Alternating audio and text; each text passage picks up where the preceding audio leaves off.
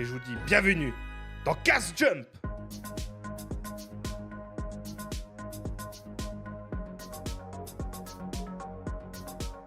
Nous allons parler de notre première chronique qui est la chronique de la F1. Et il me semble que c'est à moi de parler du coup, si j'ai bien Oui, suivi le planning. Non, je rigole. oui. Alors la Le F1, light sur votre par face, jeune homme. où est-ce qu'on commence en F1? Beaucoup de choses à dire, hein, vous en doutez. Pour ceux qui suivent un peu, on en a. Je pense que je pourrais faire les 2 heures juste avec les 3 dernières semaines qu'on a vécues en F1. Même, ouais, le dernier mois concrètement. Pierce, pas facile à dire celui-là. Puisque bah, on a commencé par les essais de pré-saison qui se sont déroulés du côté de Bahreïn. Où ben, j'ai quand même été assez surpris, il faut le dire, puisque les résultats ont quand même été, j'ai dit assez surprenants, non? C'est peut-être pas le meilleur des termes à choisir. As-tu quelque chose à partager ou bien? Oui, oui, ça vient, calme-toi. Calme-toi, mon grand. Oui, c'est vrai que les Suisses sont très longs, donc C'est c'est vrai. scripté, hein. Il prépare son truc avant de présenter, tu vois. Exactement, Présenter, merci. faut mettre en valeur, tout ça, tu vois. Tout à fait. Ah ouais, voilà. Et du coup, bah, alors c'est mon tableau, il doit s'afficher comme moi je lui demande et non pas comme lui a envie de s'afficher. Bien Eh évidemment. ben, j'ai suivi les essais assez attentivement, histoire de vous préparer ce gros tableau. Alors, je vais vous l'expliquer. Vous inquiétez pas, paniquez pas, partez pas. Au contraire, prenez du popcorn. J'ai suivi tous les essais Faut prendre mes de fruits secs. pré-saison. Si t'as envie, moi j'irai avec mon popcorn. J'ai suivi du coup tous les essais qu'il y a eu à Bahreïn.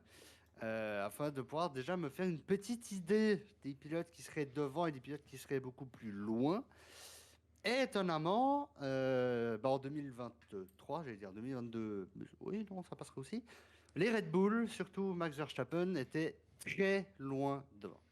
Mais là, durant ces essais de pré-saison, on le voit juste ici, il n'était que sixième finalement, à quasiment une seconde des Ferrari. Donc, on avait, comment dire, un petit espoir que Red Bull ne domine plus autant qu'avant, même si, pour ceux qui suivent peut-être pas forcément la F1, tout ce qui est moteur n'a pas pu être changé depuis, si je ne me trompe pas, 2020 ou 2021, puisque la FIA interdit cela à part pour des raisons de fiabilité. Et à ce niveau-là, toutes les équipes sont extrêmement contrôlées. C'est-à-dire que quand ils veulent faire une amélioration moteur, ils peuvent pas. À moins que ça soit, bah, par exemple, pour une pièce qui était sur le point de lâcher et qu'ils ont amélioré, là, ça passe. Tant qu'elle n'améliore pas les performances de la voiture. À part le moteur, tout le reste peut être changé avant le début de saison. Euh, Mais du coup, bah, comme on peut le voir juste ici sur la... Ah, voilà, juste là, les Ferrari ont dominé, étaient devant concrètement durant ces essais de pré-saison, en prenant les 2 premières places au terme des 3 jours qu'il y a eu d'essais. Bon, avec 4 dixièmes entre Sainz et Leclerc, malheureusement. Mais bah, vaut mieux ça qu'une domination 100% Red Bull. Mais les Red Bull étaient quand même 5e et 6e à moins d'une seconde. Que cette voiture dans la même seconde après 3 jours, ça faisait peu. On se demandait ce que ça allait donner. Et après, bah, on a vu les As qui sont, elles, bah, comme vous pouvez le voir, très loin. 14e et 20e pour le cas de Magnussen. Magnussen qui avait roulé les 3 jours en plus. Donc, comment vous dire que pour Kevin, on s'attendait pas à un bon début de saison. On le verra juste après les résultats du premier Grand Prix. Ça va, il s'est un tout petit Sinon, peu le très amélioré. grand Hülkenberg, le 14e. Exactement. Juste derrière Daniel Ricciardo. Ricardo. Dommage que Gasly soit pas derrière. Mais au niveau des équipes, quand on regarde, bah, Ferrari, j'ai fait la moyenne en fait du meilleur temps de chaque pilote pour ceux qui se demandent comment j'ai fait le classement des équipes. C'était quand même relativement serré. On se retrouve avec les 3 équipes principales, à mon avis. Donc Ferrari, Red Bull, Mercedes aux 3 premières places. Et après, bah, bon là j'ai juste mis RB au lieu des Visa, Cash App, Racing Bulls. Oui, c'est tellement long que même les commentateurs IRL ne savent plus comment l'appeler. Pour être franc, tous les C'est commentateurs que j'écoute, c'est quoi le nom complet de l'équipe, tu m'as dit? Visa, Cash App, Racing Bulls. Ouais, ils Visa sont Cash App sponsorisés Racing. en même temps par Visa, donc les cartes de crédit Visa, et Cash App. Bon, bah, pourquoi pas, hein, ça fait un bon mélange. Pressing. Mais Cash App Pressing, ça a vraiment le nom d'une entreprise de pressing. où tu amènes ton sommier, ton linge, ton truc, cash app pressing. Tu vois, il y a un truc tu sais, tu payes 5 balles à l'entrée, puis ils te lavent ton linge, tu vois. Mais après, on a McLaren, bon, qu'on s'attendait à ce qu'il soit quatrième. Mais après, on a Kik. Donc, vous me direz que vient faire Kick, Kik Cyber. en Formule 1. Cyber. Alors, le nom officiel de l'équipe est Stake F1 Team pour l'équipe Sauber. Mais. C'est alors, pas l'équipe suisse, c'est pas l'équipe suisse, ça, justement. Laisse-moi finir, papy. J'ai pas vu l'info à ce niveau-là, mais en tout cas, ils sont en Suisse, Stake étant interdit, et l'équipe étant effectivement suisse, il me semble qu'ils ont dû changer temporairement de nom. C'est pour ça que moi, ici, dans ce premier tableau, c'est Kick Sauber, mais je sais que c'est Stake F1 Team réellement, et même sa voiture, le sponsor principal est Stake. Et non pas Stake de cheval ou de bœuf, hein. Stake, la plateforme Stake de de cheval. casino en ligne. Ensuite, on retrouve Aston Martin, assez étonnant, après la bonne saison qu'ils nous ont fait l'année passée quand même. Aston Martin. En tout cas, la première moitié de la saison d'Aston Martin était intéressante. Après, on les a plus trop vus, mais c'était quand même assez intéressant. Williams, 8e. Étonnant aussi, mais bon, Sargent que 19e comparé à son équipe Albon qui était 8e. On voit qu'il y a une grande différence de l'équipe Williams et je trouve ça dommage, personnellement. Dites-nous dans le chat si vous trouvez ça aussi. Peut-être pas dommage, c'est peut-être pas le bon terme, mais le fait qu'il y ait une si grande différence entre les deux pilotes. Voilà, c'est si Williams veut aller chercher des résultats comme dans les années passées, je pense qu'il leur faut un pilote au niveau de Albon actuellement. Sargent, ça fait 2 ans, 3 ans qu'il est là. Et honnêtement, il remplit les fonderies. C'est un peu tout ce que je l'ai vu faire. C'est dommage. Mais, ma foi, je ne suis pas à la direction de Williams, donc je ne peux pas décider. Alpine vend Bon, mal, le, hein. le- le seul commentaire là qu'on a sur YouTube notamment, c'est l'intervention là de Kemi qui nous dit un Red Bull, c'est une classe en dessus, une clope à la main. C'est ça. Non, mais c'est ça. Vraiment Verstappen, en fait, au-dessus, il met le apparemment. coude à la portière et puis Ouais, mais ça s'en va. moi, je vois qu'Alpine vend vachement mal, hein. Eh oui, Ils vont- Alpine, c'est d'ailleurs l'un des sujets que je vais exploiter ce soir dans les 25 minutes qui me restent, qui vont extrêmement mal. On le verra d'ici quelques petites minutes avec différents posts que j'ai réussi à trouver, principalement sur X ou Twitter, ou l'appelez comme vous voulez. Où effectivement, déjà après les essais de pré-saison, 9e, une voiture dans les moyennes, hein, à 2 secondes de la Ferrari. C'était pas simple, mais après on a Haas. Bon, Haas, très compliqué aussi. Gunther Steiner qui a été viré. Ah, ce bande de Gunther. La saison très. Steiner, Oui, monsieur Steiner qui a été viré, c'était le directeur de Le- la F1 Team. Très, Également très- l'un des personnages principaux de la série Netflix Drive to Survive. Oui, que j'ai tout regardé. J'ai tout regardé la série, j'ai fini le dernier épisode aujourd'hui. Moi, j'ai pas encore eu le temps de le finir. On avait regardé le premier épisode avec Treflicas quand il était venu ici à la maison, mais j'ai pas trop avancé depuis. Sont ensuite venus le week-end suivant les vrais essais à Bahreïn, où là aussi, les Alpines 17e et 20e au chrono cumulé. Je trouve ça dommage qu'on doit faire des tableaux comme ça nous-mêmes, des chronos cumulés, alors que par exemple en MotoGP, ils sont faits directement par la Fédération internationale de moto. Là, on doit les faire à la patte. Excusez-moi pour le côté un petit peu rudimentaire du tableau, mais je n'ai pas trouvé mieux. Donc, les Ferrari en tête en pré-saison, mais malheureusement à une demi-seconde les Mercedes durant les vrais essais. Ah oui, certains me diront peut-être c'était que des essais. Oui, mais quand tu as 3 jours de test suivis de 1 jour et demi, donc en tout 4 jours et demi de test avant une course, tu t'attends à avoir plus ou moins les mêmes classements. Je ne sais pas si vous êtes d'accord avec moi les gars, mais on s'attend à avoir plus ou moins les mêmes classements. Et pourtant, quand on regarde, Kik se retrouve 10e, Alpine, bon, on n'a pas bougé, hein, toujours 9e. Mais As, par contre, qui a fait un sacré bond en avant, qui a réussi à remonter jusqu'à la 6e place, qui a réussi à tirer Williams avec eux. Ouais. Et Red Bull, étonnamment, 5e. Bon, qui a une demi-seconde, hein. C'est pour ça qu'ils sont encore en vert, parce qu'ils sont encore dans la demi-seconde. Mais ça prouve que le paquet était quand même assez compact, 5 dixièmes. Et quand on regarde, là, on a 8 pilotes en plus ou moins une demi-seconde. Après juste les essais non, plus de pré-saison, là, pour le coup, les vrais essais. Mais si vous pensiez que c'était serré, oubliez ça tout de suite. Voilà. J'ai une Euh, question. c'est clair. Les Haas ont quoi comme moteur cette année? Ferrari. Ils ont toujours la Ferrari? Ok. Ouais. Mais si vous attendiez à une saison serrée, bah c'est raté. Concrètement, les 20 voitures ont franchi l'arrivée, il me semble, à Bahreïn, au bout des 57 tours de la course. Donc ça, c'est déjà un exploit pour une première course. Oh. Même Charles Leclerc a réussi à finir la course, ça on peut le féliciter, je pense. Mais voilà, Verstappen, 22 secondes d'avance. Je suis arrivé sur la course autour du 10e tour, il en avait déjà 15. Comment vous dire qu'on a compris le message que cette saison, bah, ce ne sera pas le Gun Sargent qui sera champion. Hein, autant se le dire clairement. Le seul pilote à 2 tours lors de ce Grand Prix de Bahreïn. Il y a une Les Alpines, 17 et 18e qui étaient très loin, hein, on s'y attendait. Mais elle est toujours très compliquée pour les Alpines qui, via les interviews d'aujourd'hui, ont dit qu'ils avaient quand même continué à travailler malgré les grosses difficultés qu'ils ont actuellement. Mhm. Mais franchement, je les vois pas remonter dans le top 10 tout de suite. Première moitié de saison, s'ils arrivent à aller chercher quelques points, c'est beau. Mais je les vois pas aller chercher des Aston Martin ou des McLaren, par exemple. Alors, Kenny, après les tests, c'est ouais. pas facile à comparer. On sait pas le niveau d'essence embarqué à la cartographie moteur. Oui. Et en plus, on avait eu l'information, alors rumeur ou non, et d'ailleurs, je vois que je suis pas sur la bonne fenêtre. Pardonnez-moi. Je vous mets ça tout de suite.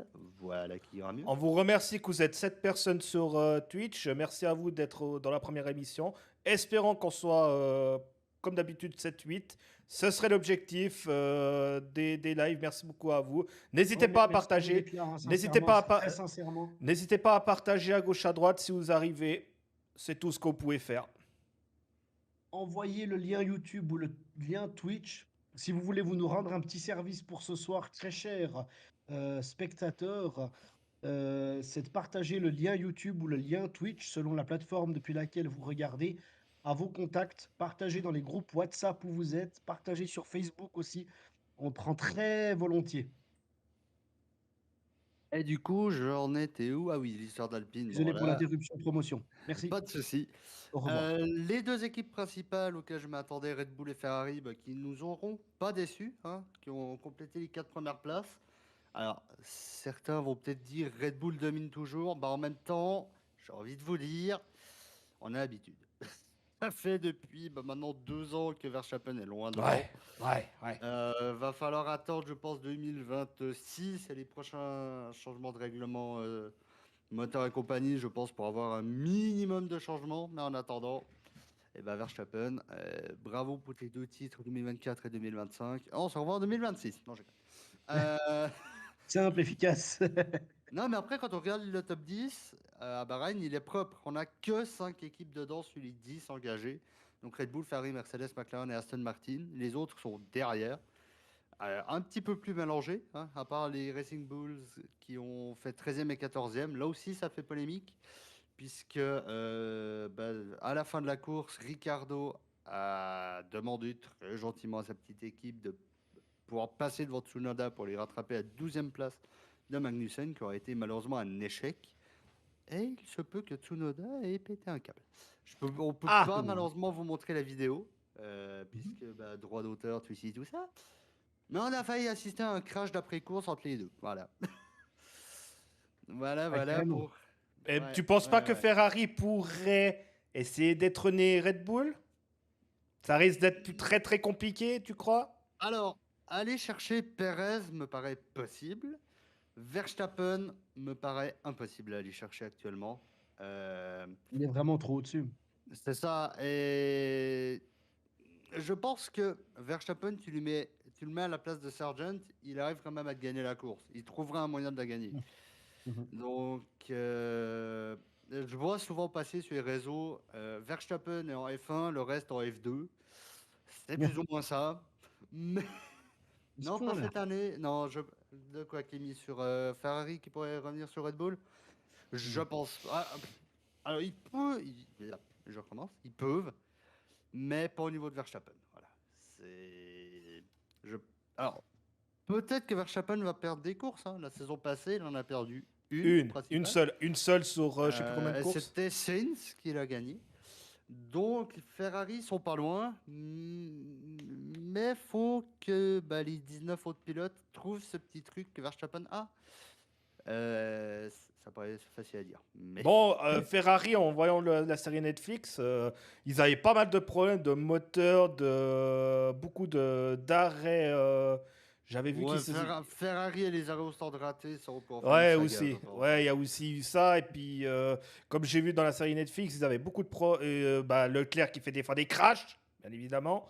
Ouais, c'est une saucisse, hein, mais bon, ma foi, les pilotes sont des humains, ils ont le droit de faire leurs erreurs aussi, je pense. Tout à fait. Mhm. Du coup, je ne sais même plus qu'est-ce qui suit ceci, donc je vais le découvrir en même temps que vous, limite.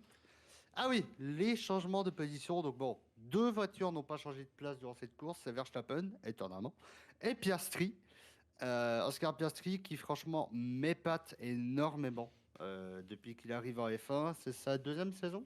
Kémy, tu me corrigeras peut-être, il me semble que c'est sa deuxième saison. Et il m'étonne, ce jeune. Même Julien Febvre, dans l'interview qu'il a fait sur YouTube, disait qu'il a un feeling avec Piastri où il le voit champion, en fait. Ça lui a fait ça avec Verstappen aussi quand il a commencé. Et j'avoue que Piastri, alors il n'a pas eu des débuts faciles chez McLaren, mais ça commence à revenir. Gentiment, il a réussi à se qualifier dans le top 10, à rester dans le top 10, c'est très bien. La meilleure remontée pour Zhou, qui échoue malheureusement à la porte des points derrière Stroll, avec sa 11e place. Perez qui est remonté. On a quand même pas mal de pilotes qui sont remontés. Mais la plus grosse chute, c'est pour une As, celle de Hülkenberg. Elle est où l'autre As d'ailleurs? C'est Magnussen, qui lui a fait le chemin inverse. Il est parti P15, il est revenu P12. Hülkenberg, lui, il a pris l'ascenseur vers le bas, hein, P10 à P16. Voilà, c'est. Il a pris comment dire? Il a pris le toboggan, en fait. C'est Du ça, coup. Zhou, il a pris l'ascenseur pour monter, et puis Hülkenberg, il l'a pris dans l'autre sens. Mhm. Ensuite, Hülkenberg. du coup, au niveau du classement des équipes, pas très étonnant, Red Bull devant, hein, avec leur Bien 1-2, Ferrari évidemment. deuxième avec le 3-4. Cinq équipes pendant les points, comme on l'a vu dans le classement de la course. C'est pas étonnant, mais Kick Sauber qui est très bien placé quand même. D'ailleurs, c'est moche d'avoir le logo Kick alors qu'on est sur Twitch, mais on fera avec. Ce sont des marques Les, déposées, on a le droit.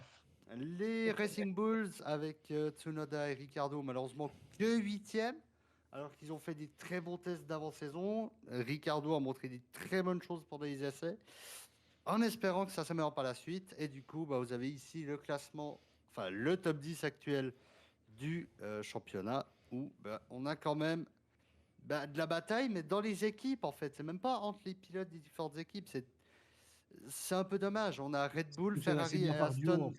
fait. C'est ça que je trouve. Mhm. Alors, on verra bien ce week-end du côté de Jeddah en Arabie Saoudite comment ça va se passer. Avec des essais qui là aussi être très, très intéressant à regarder aujourd'hui. Mais Mhm. des cas quand même assez compliqués parce que Jeddah reste quand même un circuit très dangereux où l'erreur n'est pas permise en fait. Mhm. Je dirais pas le comparer à Monaco parce que Monaco est pire. Oh, Mais, putain, mais Monaco. Jeddah, tu fais la moindre erreur, c'est le mur dans la tronche. On l'a très bien vu avec Schumacher la saison passée ou il y a 2 ans. On l'a vu avec beaucoup de pilotes, et même moi sur le jeu F1, il est possible qu'il me soit arrivé une petite mésaventure. Mais, mais ça, on verra avec. Et du coup, si je ne me trompe pas, oui, voilà. Pour en revenir à Red Bull, ils dominent, on est d'accord? Eh ben non, ils prévoient d'apporter une grosse mise à jour du côté d'Imola qui leur permettrait de faire un grand pas en avant encore. Comment vous dire? Je vous laisserai juger, Jake et Astral. Est-ce que Red Bull a vraiment besoin d'améliorer sa voiture à l'état où ils en sont quand on voit que Verstappen a 23 secondes d'avance sur son propre équipier qui est deuxième? Je vous laisse juger. Moi, je trouve ça, alors d'un côté bien, parce que ça prouve qu'il continue à travailler quand même. Et d'un autre côté, comment mieux dégoûter la concurrence qu'en disant, alors que tu domines déjà, que tu vas encore apporter d'autres améliorations? Euh, voilà, Bon, c'est. J'ai envie de te dire, franchement, Red Bull va être champion, c'est- hein, y a plus de doute ça, là. ça porte ouais, ça porte à discussion parce qu'en fait, ouais, c'est un des meilleurs moyens que tu as pour, oui, effectivement, dégoûter ta concurrence de tes compétences, tout simplement, parce que tu es juste meilleur en fait, puis tu as encore les capacités de t'améliorer. Ou alors, ça peut vraiment tirer tout le monde vers le haut techniquement. Enfin, les experts en mécanique, et notamment les personnes qui ont le permis de voiture, pourront certainement me contredire, mais j'imagine qu'au bout d'un moment, tu peux améliorer ta caisse. Enfin, je sais qu'on parle ici de voiture de compétition, mais quand même, au bout d'un moment, tu peux plus faire mieux. Tu vois? À un moment donné, il y aura un plafond finalement atteint pour ce genre de véhicule. Est-ce que je me trompe ou bien? Bah, la seule limite qu'ils ont actuellement, c'est le moteur, qu'ils ne peuvent plus modifier. L'aérodynamique peut être refaite.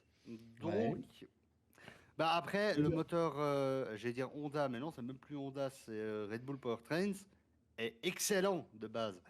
Mhm. Donc, tu mets un moteur excellent dans une Clio, le moteur, il fera quand même son boulot. Il te poussera la Ouais, bien sûr, Clio. bien sûr.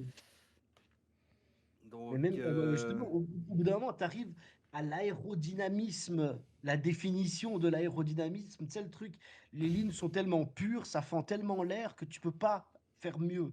Tu peux pas aller plus vite grâce à cet outil, tu vois. Mais est-ce que les autres équipes pourraient améliorer puis ils ont peur qu'ils fassent une erreur? bah, ils essayent d'améliorer, hein. Les 10 écuries travaillent en permanence, évidemment. Mais bah, Red Bull a exploité le règlement à 100%, en fait. C'est ça ce qui s'est passé, c'est que Red Bull a exploité le règlement à la petite virgule près. Même des fois en allant chercher la limite de ce qui était exploitable. On se souviendra peut-être de Mercedes il y a 2 ans qui avait tenté un volant que le pilote pouvait tirer ou avancer pour décaler les roues devant, bon, qui a très vite été retiré. Mhm. Il y a eu quand même pas mal d'innovations ces dernières années, mais pas suffisantes pour y chercher Max Verstappen. Je ne parle même plus de Red Bull, parce que quand on regarde Perez, il est au niveau du reste du plateau. Tu prends juste Perez, tu as un bon championnat.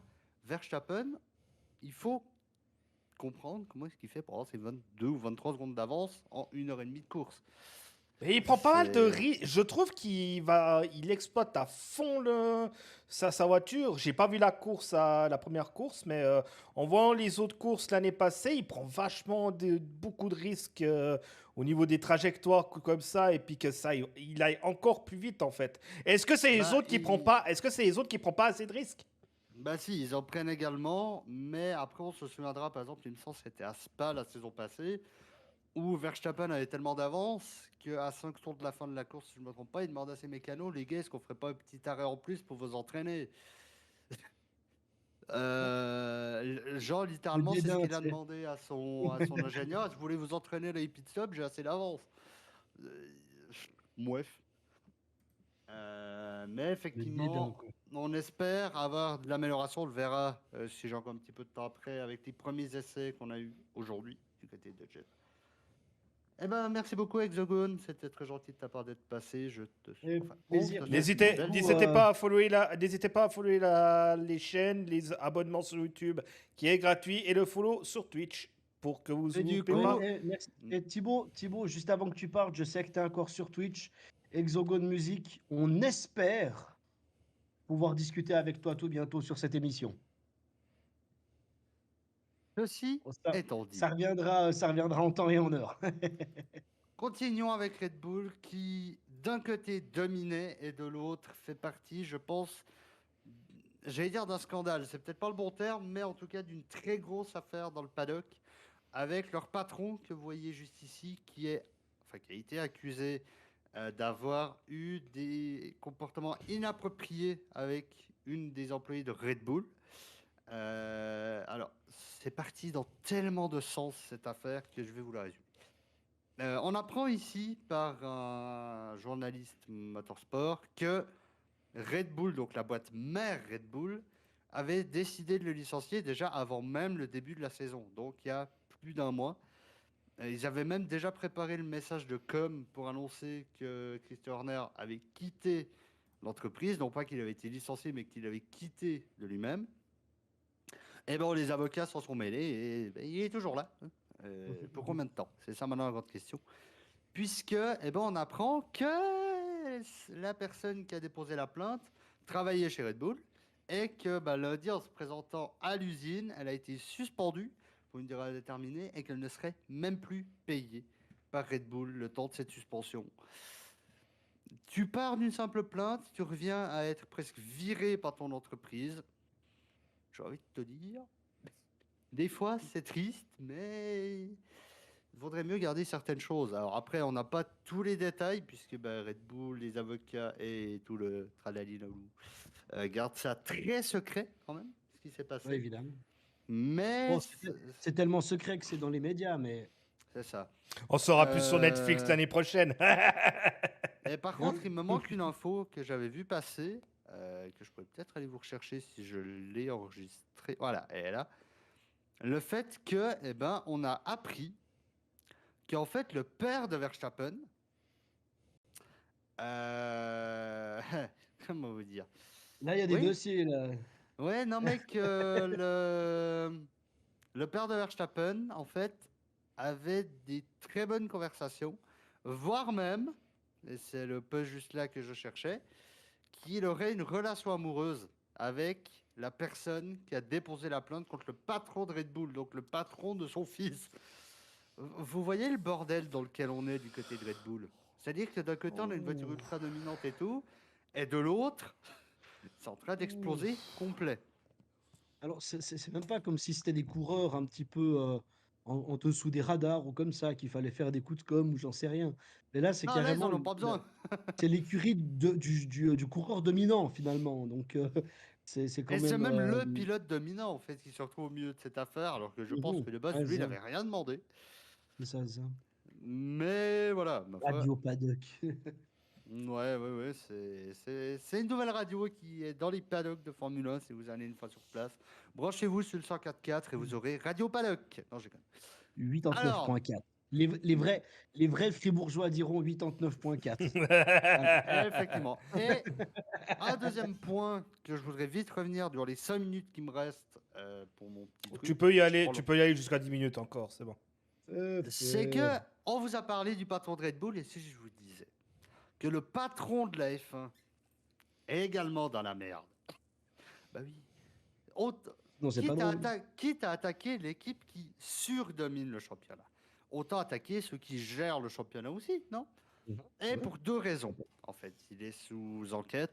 C'est comme vous le voyez là, en fait, une pénalité qui avait été infligée il y a pile une année, durant ce même Grand Prix, qui avait été annulée pour Alonso. Je peux vous la résumer parce que je m'en souviens.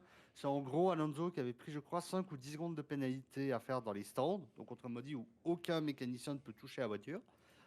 Et en fait, ce qui s'est passé, pardon, excusez-moi, c'est que le mécano à l'arrière, donc avec le cric, non, je vois si on a passé l'époque du cric, mais en gros, avec le petit truc pour lever la voiture, aurait touché la voiture avant la fin des 10 secondes, ce qui est interdit. Mais la pénalité a été annulée et je sais plus pour quel autre pilote c'était, mais elle avait été gardée pour la même chose en fait. Et du coup, il y a une enquête au sein même de la FIA pour voir s'il n'y aurait pas eu petite magouille de Mohamed Ben Sulayem lors de ce Grand Prix d'Arabie Saoudite 2023. Le deuxième point, je pense, pour les fans de F1 que vous vous en souvenez, le Grand Prix de Las Vegas. Viva Las Vegas. Comment le décrire New York. Ah non, c'est pas ça. N'était pas très bon, il faut le dire. Le Grand Prix de Las Vegas, je l'ai regardé, je me suis ennuyé. Pour ceux qui habitent Vegas, c'est peut-être bien. Pour nous, ici en Europe, avoir 3 Grands Prix aux USA dans la même saison, on s'en fout. Ouais, moi, je trouve que c'est pas normal. Je trouve que c'est pas normal qu'il y a 3 grands prix aux États-Unis. Mais du coup, ce même président aurait demandé à toutes les équipes de créer des faux problèmes ou des faux défauts au circuit de Las Vegas afin de pouvoir annuler le Grand Prix à la dernière minute. What? Voilà, Sérieux? c'est-à-dire que Liberty Media, qui possède les droits de la F1, a tout organisé le Grand Prix de Las Vegas, qui il faut quand même le dire, avec la sphère de Las Vegas, c'était magnifique. Et d'ailleurs, la Red Bull Faut l'était quand même dire que ça aussi. claque, hein, faut dire, Ah faut ouais, dire faut les le termes. dire. Bah, la livrée de Red Bull claquait aussi, hein. Moi, je le trouvais Mhm. magnifique, personnellement. Mhm. Mais voilà, Liberty Media se casse le cul, pardonnez-moi l'expression, à essayer de créer des grands prix aux États-Unis. En même temps, c'est une boîte américaine, donc voilà, ils vont pas aller Mhm. chercher plus loin qu'en dehors de leurs frontières. Ah, normal, hein, normal, ouais. Mhm. Euh, et de l'autre côté, tu as le président de l'FIA, lui tout seul, qui essaie de tout faire foirer. C'est pas la première fois que Ben Sulayem se retrouve dans une situation comme ça. Il s'en est à chaque fois sorti, on sait pas comment. Mhm. Mais là, je pense que entre le coup avec Red Bull, le coup du Grand Prix de Las Vegas, je pense qu'au sein de l'FIA, ça va commencer à discuter pour voir qu'est-ce qu'il a été nous bidouiller d'autre en fait. Parce que bon, ça commence à faire beaucoup. Le Juste un petit dépassement. aparté excuse-moi, hein, Dis-moi. je précise. Donc, Liberty Media, je précise, hein, parce qu'ils ont aussi, en fait, Liberty Media, eux, oui, effectivement, ils ont les droits pour la Formule 1, mais aussi pour TripAdvisor. Voilà, si jamais. Ils sont également propriétaires des Braves d'Atlanta, qui est une équipe de baseball. Voilà, si jamais. C'était Eh ben, merci culture beaucoup pour générale. l'information, parce que je ne l'avais Avec pas, plaisir. celle-là. Voilà. Mais effectivement, le fait de vouloir centraliser, non, on n'a que 3 Grands Prix sur 24 aux US, et ça fait Mhm. quand même 1 sur 8. Kémy qui vient de poster le dépassement de Leclerc valait le prix du billet à lui tout seul. Ouais. La plaque d'égout dans la ligne droite également. Et du coup, bah voilà, pour la première séance du Grand Prix d'Arabie Saoudite de cette saison, eh bien, regardez qui c'est qui mène, tiens. Est-ce Bah que vous êtes Max, surpris? bah non. Non. Mais c'est un petit peu plus mélangé maintenant. On a une petite Williams qui est venue se glisser dans le top 10. Piastri que 15e. Bon, c'est quand même très serré, hein, à partir de la 10e place quand on regarde. On a 11 pilotes dans la même seconde. C'est beau. En espérant que ça continue comme ça. Mais voilà, Verstappen, s'il est déjà devant dès la première séance d'essai, je dirais Ça pas lui que ça me fait biscuit. peur. Mais honnêtement, ça me donne même pas envie de regarder la course samedi presque. Oui, parce que Bahreïn et le Grand Prix d'Arabie Saoudite, la course s'est déroulée les samedis. Les courses étant dans des pays musulmans. Et si je me trompe pas, c'est la période Mhm. du Ramadan actuellement, si j'ai bien vu. Je crois Ou que oui. on s'en approche. Je sais plus lequel des deux. Ouais, ouais, on est tout bientôt là. Je vais aller C'est chercher les encore pour le dates. mois de mars, si je dis pas de bêtises. Du 10 mars au 8 avril, voilà. Donc c'est pour ça que ce Grand Prix d'Arabie Saoudite est samedi, parce que ben, le 10 mars c'est dimanche, et va organiser un Grand Prix le premier jour du Ramadan, non. Voilà, autant te le Ok, dire, ouais, non. non. Liberty Media préfère aller nous construire des circuits en total béton au milieu d'un désert, mais faire une course sur un premier jour de Ramadan, non, faut quand même y penser. Le président de la FIA vient d'Arabie Saoudite. On va peut-être pas aller le titiller tout de suite. On va peut-être essayer de garder les droits quelques temps. Non, blague à part. Des très bons résultats pour Red Bull. Aston Martin qui essaye aussi d'être pas loin. Les Ferrari 5e, 6e, ça promet. Et durant la deuxième séance, c'est les Aston Martin qui étaient devant. Pour une fois, ce n'est même pas Verstappen qui a mené la séance. C'est bon. Si je ne me trompe pas, c'est même la première séance où c'est pas Verstappen qui est premier cette saison. Mais Alonso qui est en tête devant Russell et Verstappen pour le top 3. Les Ferrari très bien placés aussi. On a Oscar Piastri qui a réussi à regagner un petit peu de temps. Mais par contre, quand je vois les écarts entre les pilotes, je me dis qu'il y a moyen qu'on ait une course très très serrée. 1 seconde 3 pour 20 pilotes. Franchement, je trouve ça beau. On va voir ce que ça a donné samedi lors de la course. Mais c'est bien parti, en tout cas, pour qu'on ait une belle course samedi du côté de Jeddah, en espérant avoir les 20 voitures à l'arrivée, hein, comme à Bahreïn. Mais à ce niveau-là, on ne peut rien vous promettre. Enfin, vous promettre, comme si j'étais pilote, mais... euh, T'aimerais en bien, vrai, hein? non, non, je rentre pas dans la Non. voiture. Non, non. Mais... Non. Et par contre, sur FA23, non, je suis très mauvais aussi. 3 abandons en 4 courses, bon voilà. Mais ouais, une saison qui, je l'espère, sera beaucoup plus sérieuse que les 2 précédentes qu'on a eues. Ce serait cool, mais la nomination de Red Bull et plus précisément de Verstappen est, d'après moi, pas prête de s'arrêter, malheureusement. L'épopée Verstappen, finalement. C'est ça. Et je trouve ça dommage de côté. Bon, vous me direz, on a eu l'époque Hamilton. 7 ans. Lewis Hamilton, oui, bien sûr. Voilà, Mais qui est durant 7 ans. il court encore, non? C'est juste- Ouais, Oui, mais- alors oui, il court toujours, mais en termes de domination, on a eu la période Hamilton, mais on n'avait pas autant de victoires que ça d'Hamilton dans une saison. Oui, il dominait, mais on avait quand même des courses assez serrées. Mhm. Dans mes souvenirs, on avait plusieurs pilotes qui pouvaient gagner les courses, etc.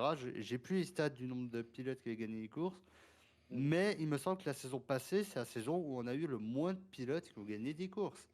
Ben, Ces il y en a que deux. dernières années. Alors après, avec les courses sprint, peut-être qu'il y en a quelques-uns de plus. Ça, j'ai plus l'info.